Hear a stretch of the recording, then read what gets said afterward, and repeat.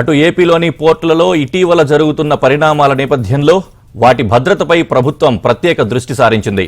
Port facility security advisory కమిటీని ప్రభుత్వం ఏర్పాటు చేసింది. పోర్టులలో భద్రతపై వివిధ కేంద్ర రాష్ట్ర ప్రభుత్వ ఏజెన్సీల సమన్వయంతో 12 మందిని కమిటీ సభ్యులుగా ఏర్పాటు చేశారు. ఏపీ మారిటైమ్ బోర్డ్ సీఈఓ నేతృత్వంలో కమిటీలు నియామకం జరిగింది.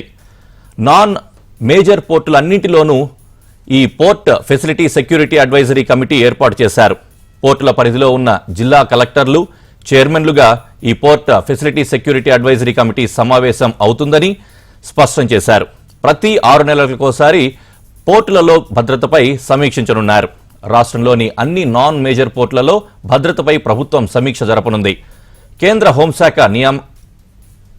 హోంశాఖ నౌకాయాన మంత్రిత్వ శాఖలు నిర్వహించిన సమీక్ష మేరకు పోర్టుల ఫెసిలిటీ సెక్యూరిటీ అడ్వైజరీ కమిటీలను నియమించనున్నారు. పోర్టులలో తలెత్తే ప్రమాద పరిస్థితిని ఆధారంగా తరచూ సమావేశాలు ఏర్పాటు చేయాలని ప్రభుత్వం ఆదేశాలు జారీ చేసింది.